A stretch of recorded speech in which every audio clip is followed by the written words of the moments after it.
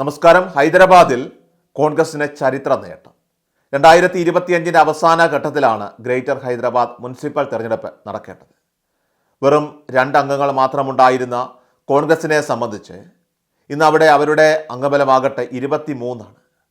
അവിടെയാണ് എല്ലാവരെയും അമ്പരപ്പിക്കുന്ന ഇപ്പോൾ കോൺഗ്രസ് നടത്തിയിരിക്കുന്നത്. തെലുങ്കാനയെ സംബന്ധിച്ച് രേവന്ത് റെഡ്ഡിയുടെ നേതൃത്വത്തിലുള്ള കോൺഗ്രസ് സർക്കാർ വാഗ്ദാനങ്ങൾ പാലിച്ചുകൊണ്ടാണ് മുന്നോട്ട് നീങ്ങുന്നത്. തെലുങ്കാനയെ തങ്ങളുടെ കോട്ടയാക്കി മാറ്റിയ ചന്ദ്രശേഖർ റാവുവിൻ്റെ BRS ആകട്ടെ ഇപ്പോൾ അവിടെ തകർന്ന് തരിപ്പണമായിരിക്കുകയാണ്. ആദ്യം തെലുങ്ക് ദേശം രാഷ്ട്രസമിതി TRS ആയിരുന്നു ഇവരുടെ പാർട്ടി. തെലുങ്കാന പിടിച്ചെടുത്തപ്പോൾ ചന്ദ്രശേഖർ റാവു എന്ന KCR ഈ ഇന്ത്യ രാജ്യം തന്നെ തൻ്റെ കൈപ്പിടിയിലാക്കണം, പിടിച്ചെടുക്കണമെന്ന് അജണ്ടയുമായിട്ട് തെലുങ്ക് ദേശം രാഷ്ട്രസമിതി TRS എന്ന പേര് അത് ഭാരത് രാഷ്ട്രീയ സമിതി BRS ആക്കി മാറ്റുകയായിരുന്നു. എന്നാൽ ഇപ്പോൾ രാജ്യം പിടിച്ചടക്കൽ പോയിട്ട് സംസ്ഥാനം വരെ കയ്യിലില്ലാത്ത അവസ്ഥയിലേക്ക് പോലും മാറിയിരിക്കുകയാണ്. KCR തെലുങ്കാനയിൽ കോൺഗ്രസിനെ എഴുതിത്തള്ളുകയായിരുന്നു.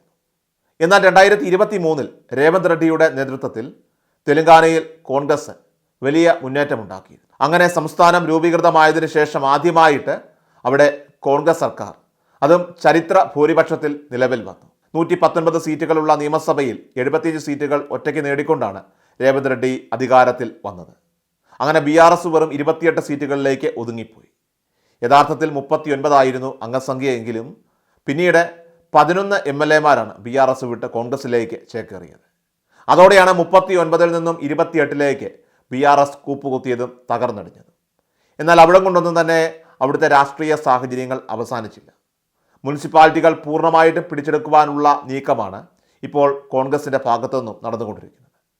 ഇതിൻ്റെ ഭാഗമായിട്ടാണ് തെരഞ്ഞെടുപ്പ് നടക്കാൻ പോകുന്ന ഗ്രേറ്റർ ഹൈദരാബാദിൽ കോൺഗ്രസ് തന്ത്രപരമായിട്ടുള്ള ചില നീക്കങ്ങൾ ഇപ്പോൾ നടത്തിക്കൊണ്ടിരിക്കുന്നത്. നിയമസഭാ തെരഞ്ഞെടുപ്പിന് ശേഷം ഈ മുനിസിപ്പാലിറ്റിയിൽ നിന്നും 20ഓളം BRS കൗൺസിലർമാരെ വിവിധ ഘട്ടങ്ങളിലായി കോൺഗ്രസിലേക്ക് എത്തിക്കുവാൻ നേതൃത്വത്തിന് സാധിച്ചിരുന്നു. 43 BRS അംഗങ്ങളിൽ അവർക്ക് 23 അംഗങ്ങൾ മാത്രമാണ് ബാക്കിയുള്ളത്. എന്നാൽ വീണ്ടും ഒരു അട്ടിമറിക്ക് ശ്രമിക്കുകയാണ് ഇപ്പോൾ കോൺഗ്രസ്. ഇതിൻ്റെ സൂചനയെന്നോണം 20 കൗൺസിലർമാർ കൂടി കോൺഗ്രസിലേക്ക് കടന്നു വരാൻ പോകുന്നുവെന്നുള്ള ചില പ്രാദേശിക വാർത്താ റിപ്പോർട്ടുകൾ, മാധ്യമ റിപ്പോർട്ടുകളാണ് ഇപ്പോൾ തെലുങ്കാനയിൽ നിന്നും പുറത്തു വരുന്നത്. ഇതിൻ്റെ ഭാഗമായി കോൺഗ്രസ് നേതൃത്വവുമായി ചർച്ചകൾ നടത്തിക്കൊണ്ടിരിക്കുകയാണെന്നാണ് റിപ്പോർട്ട്. അധികം വൈകാതെ തന്നെ 20 പേരും കോൺഗ്രസിലേക്ക് എത്തിയേക്കുമെന്നുള്ള സൂചനകൾ തന്നെയാണ് വരുന്നത്. നിലവിൽ 150 സീറ്റുകളുള്ള ഇവിടെ 43 സീറ്റുകളുമായിട്ടാണ് BRSൻ്റെ നേതൃത്വത്തിൽ ഭരണം നടത്തുന്നത്. 41 സീറ്റുകളുള്ള മജ്ലിസ് പാർട്ടിയുടെ പിന്തുണയുണ്ട് BRSന്. ഇവിടെ BJPക്ക് നല്ല സ്വാധീനമുണ്ട്. BJP ആണ് ഇവിടെ പ്രതിപക്ഷം. 39 അംഗങ്ങൾ BJPക്ക് ഈ മുനിസിപ്പൽ കോർപ്പറേഷനിലുണ്ട്. എന്നാൽ 2020 വെറും 2 അംഗങ്ങൾ മാത്രമായിരുന്ന കോൺഗ്രസ് ആണ് ഇപ്പോൾ 23 എത്തി നിൽക്കുന്നത്. ഈ സാഹചര്യത്തിൽ ചർച്ചകൾ വിജയം കാണുകയാണെങ്കിൽ 20 അംഗങ്ങൾ കൂടി കോൺഗ്രസിലേക്ക് എത്തുന്ന സാഹചര്യമുണ്ടാകും.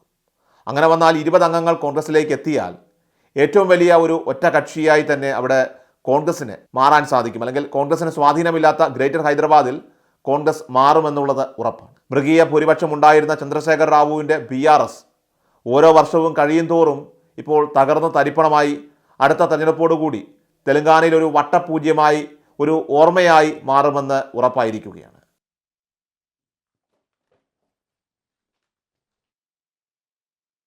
എല്ലാ ദിവസവും വാർത്തകൾക്കായി സബ്സ്ക്രൈബ് ചെയ്യുക, ഫോളോ ചെയ്യുക. വാർത്തകളുടെ നോട്ടിഫിക്കേഷനായി ബെൽ ഐക്കൺ എനേബിൾ ചെയ്യുക.